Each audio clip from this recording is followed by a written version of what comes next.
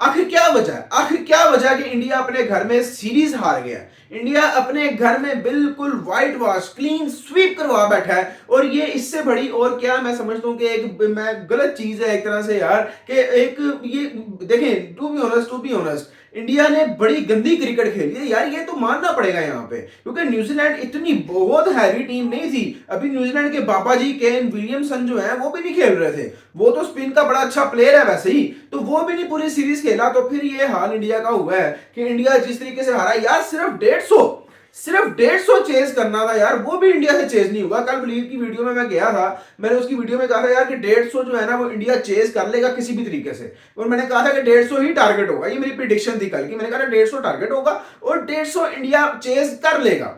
लेकिन बहुत मुश्किल से, यानी कि बहुत फंसेगा मैच, और जिस तरह का पिच है, जिस तरह का बॉल टर्न हो रहा है, मैंने उसको पहले ही कहा था कि ये मैच इजीली नहीं इंडिया जीतेगा, बहुत मुश्किल से जीतेगा, लेकिन जीत जाएगा, क्योंकि मुझे उम्मीद थी यार कि व्हाइट वॉश नहीं होगा। क्योंकि एक तो इंडिया ने अपने घर में रिकॉर्ड तोड़वा लिया ना सीरीज हारने का 12 सालों के बाद। ठीक है यार, एज अ टीम आपके पास इतना गलती का मार्जिन होता है, इतना शिकर, आप कोई रोबोट तो नहीं है ना कि भाई आपने बस जीतना ही जीतना, आप फरिश्ते तो नहीं है, आप इंसान है, आपने भी हारना है कभी कभी। तो ठीक है आप हार गए हैं एक सीरीज, लेकिन व्हाइट वॉश वो भी इंडिया ने अपने घर में व्हाइट वॉश करवाया है। इंडिया ने अपने घर में इंग्लैंड को हराया 4-1 से, ऑस्ट्रेलिया को सीरीज हरा के भगा के भेजा यहां से, बांग्लादेश को पीछे हराया। इंडिया तकरीबन हर टीम को अपने घर में हराता है, और इंडिया चले खुद तो सीरीज हार गया, लेकिन व्हाइट वॉश नहीं होना चाहिए था यार। 25 सालों बाद इंडिया अपने घर में व्हाइट वॉश हुआ है, 25 सालों बाद। ये बहुत बड़ा, और बड़ा मैं समझता हूं कि एक गंदा रिकॉर्ड बना है यहां पर कि 25 साल के बाद, और वो भी न्यूजीलैंड।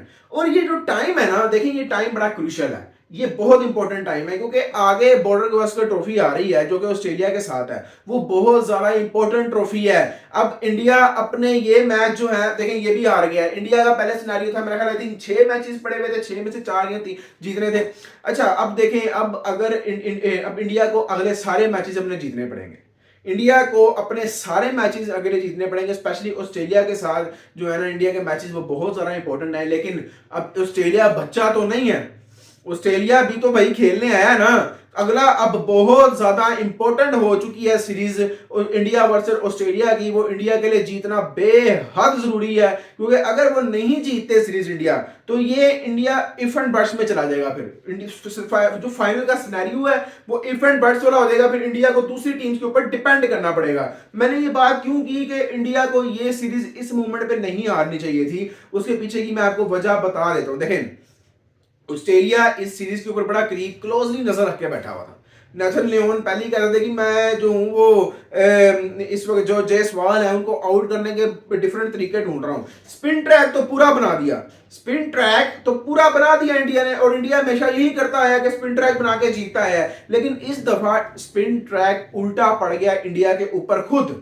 तो ये मैं समझता हूं कि यहां पर इंडिया से बहुत बड़ी ये गलती हुई है, और इंडिया की बैटिंग नहीं चली। देखें बॉलिंग तो ऑब्वियसली चल ही रही थी, लेकिन बैटिंग इंडिया की नहीं चली। और दूसरी तरफ देखा जाए, मुझे थी उम्मीद कि इंडिया ये मैच जीत जाएगा, लेकिन मुश्किल से जीतेगा, क्योंकि जो पिच था और चौथी इनिंग में खेलना था, तो ये पिच चौथी इनिंग में जाके चेज करना बहुत ज्यादा मुश्किल हो जाता है, और वो भी स्पिन ट्रैक पे। तो ऑस्ट्रेलिया जो है, अब ऑस्ट्रेलिया के जीतने के आगे चांसेस थोड़े से मार्जिन जो है ना वो बढ़ चुका है, क्योंकि देखें ऑस्ट्रेलिया एक बड़ी टीम है, वो इंडिया की गलतियों को बड़ी क्लोजली देख रही होगी। इंडिया को अपनी गलतियां ठीक करनी पड़ेंगी, स्पेशली अभिषेक शर्मा का चलना, सॉरी जायसवाल का चलना बहुत ज्यादा जरूरी है, गिल का चलना बहुत जरूरी है, और सबसे ज्यादा जरूरी है रोहित शर्मा का चलना। देखें जो भी है, रोहित शर्मा एक बड़ा कैप्टन है, उसने अपनी गलती तस्लीम किया, उसने एग्री किया, उसने अपनी गलती को माना है। और यहाँ पे हमारे बाबर आजम साहब, उनसे प्रेस कॉन्फ्रेंस में उनसे पूछा जा रहा है कि आपको कोई रिग्रेट है, आप इतने कप्स हार गए, आप सीरीज हार गए, ये मैच ऐसे ऐसे हारे। उसने कहा जी आई हैव नो रिग्रेट्स,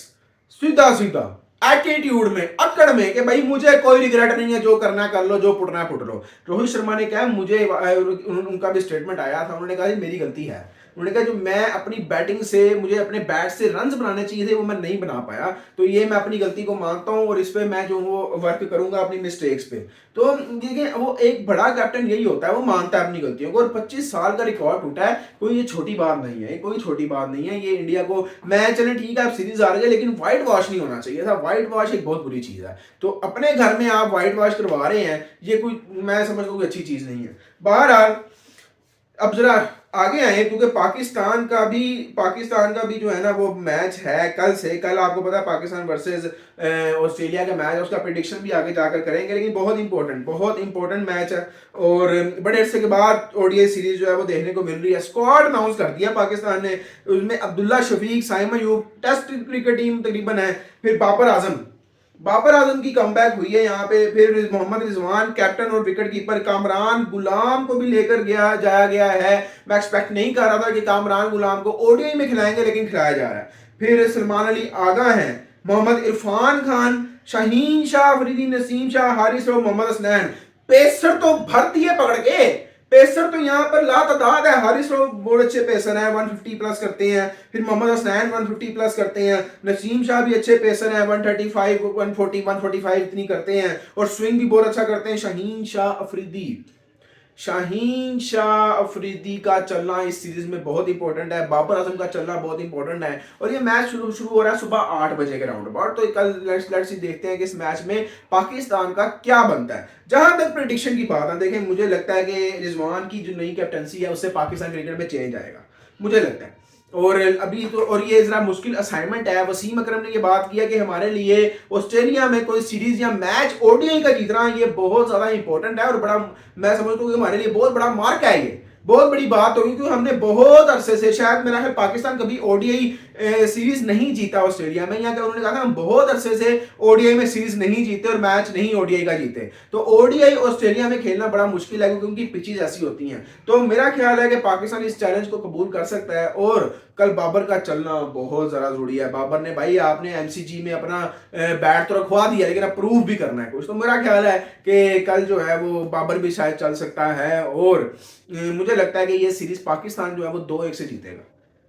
आप लोग भी कमेंट सेक्शन में अपनी प्रिडिक्शन जरूर बताइएगा, लेकिन मेरा ख्याल है कि पाकिस्तान 2-1 से ये सीरीज जीतने वाला है। भाई पाकिस्तान की किस्मत जो है मुझे लगता है जरा खुल गई है, और दूसरी तरफ इंडिया की किस्मत जो है वो जरा डाउन जा रही है। तो इंडिया की जो ऑस्ट्रेलिया के साथ सीरीज है वो बहुत इंपॉर्टेंट होगी। लेट्स सी देखते हैं उसमें क्या होता है। उम्मीद है आपको वीडियो पसंद आई होगी। मिलते हैं नेक्स्ट वीडियो, अपना ख्याल रखिए, तब तक।